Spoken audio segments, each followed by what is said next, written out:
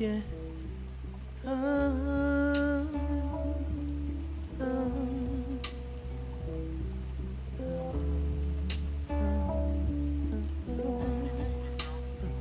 baby, you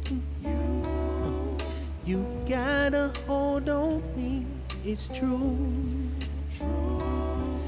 It's not just what you say, it's you.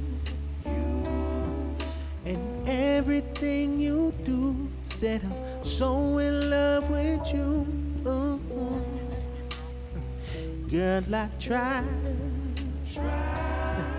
but everyone can see in my eyes. And girl, I put my pride aside to let you know the truth, that I'm so in love with you. I'm so in love with you.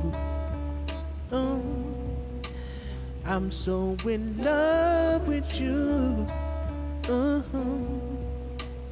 I'm so in love with you. In love, in love, in love.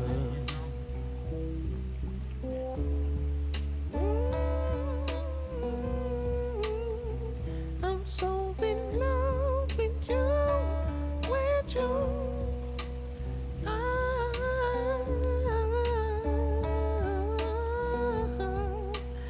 I'm so in love, in love, in love. My name is Avek La'Mou, and that is my song, In Love With You. Be out soon.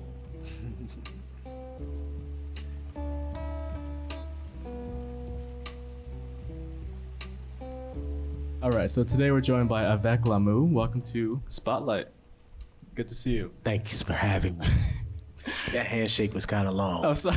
Nah, you good. So, you're actually one of the few artists that I've brought onto Spotlight recently who I'm the most familiar with. Back when you were Jody Somerville, you know. The first thing I wanted to ask you actually is what was the need for the switch, the name change? Well, I'm a very spiritual person, and the name actually came from me walking into becoming the person that I feel, the energy that I resonate, that resonates off of me when I meet people, which is love. So the name is With Love in Creole, and it's an ode to the Haitian ancestors that came before me in my bloodline. I felt like it was spirit led. I felt like that name just came to me, and it feels like that's what I give. So yeah, that's how it came about. And Jody Somerville, it's like a transition, an elevation, you know. Yeah, I think that's really nice that you kind of went back to your roots with that. Yeah. And you are definitely a really spiritual person. I think it carries in your music too. Yeah, I appreciate that. Does that also, so your background in music, does it come from a soul R&B kind of background, or is it more into, I'll just let you talk about it, because I'm just curious of where you kind of started into this. Okay, yeah, I started music. It comes from my family. My whole mom's side is like full of singers. So of course they started out like in the church or whatever, and like that's kind of how I started. But I just had like this innate talent to be able to do everything, like play instruments and stuff like that. So from the band, like from choir to being in the band, that helped cultivate my vocals. And like, yeah, it does come from soul R&B too, because that's what I would listen to when I was a child. So I would hear like stuff from like the Stylistics, the Isley Brothers, people like that. I would hear that type of stuff because my mom was raised in the 60s, so I was like able to be introduced to all that stuff. And that's why my music sounds the way that it does too, you know. And who are some of your favorite artists you can name? I can give you 3 from the old, but I can give you 5 from the old, and I can give you 5 in current ones that I like. Okay. I'll say the Isley Brothers, the Stylistics,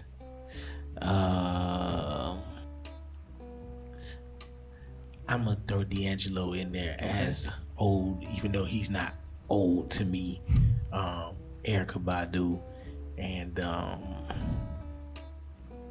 got one more. I said 5. I'm gonna give you 5. I'm gonna give you a cold 5. I'm gonna say Marvin Gaye. Okay, that's a good choice. And then 5 current people that I like, that are probably my favorites of this era. I'll say Devin Morrison, who is from Orlando, Florida, which everybody should check out. Anderson .Paak. Okay. I like Alex Isley a lot. There's one that I'm really hoping you say. Go ahead. You go first, and I'll tell you. Nah, you tell me. Are you a Khalid fan? No. No? All right, we gotta close this down. I'm just kidding. I haven't really sat with his music like that. Yeah. It's one single that he had that I really like. I think it was kind of up tempo, but it came out like 2-3 years ago. But I wasn't like, no disrespect. no disrespect to him. I just wasn't drawn to really. It's kind of funny. Like you guys do almost have a similar sound. I know his style is more like pop-ish. Yeah. You have like a similar vocal style. So I was kind of expecting you to be like, yeah, Khalid's an influence. Nah, that might be like, maybe not. That might be the Sade type of thing. True. Like I listen to a lot of Sade, a lot of Anita Baker too. Okay. Yeah, definitely. Layla Hathaway, people like had that I forgot to mention my girl Phyllis Hyman. Yes. That is probably like my favorite vocalist of all time. Okay. Yeah. How long have you been working on music? How long have you been singing, performing? Since I could talk. Okay. Yeah, literally. I'll say like on stage or like performing with other people.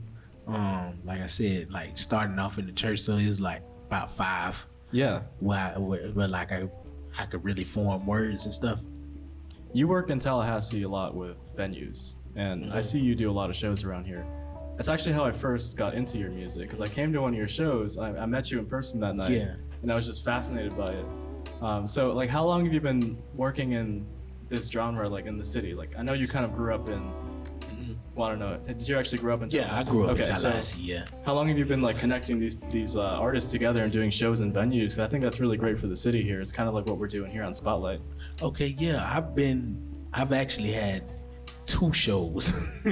But I've done like that, which is starting my new platform, which is Everything with Love, and about 2 events of that. But outside of that, me doing concerts, like for myself, I've had about 3 or 4 that I've done for myself that actually involve other artists saying like opening up for me and things like that. But the goal for this is to, like how you said, put other artists on.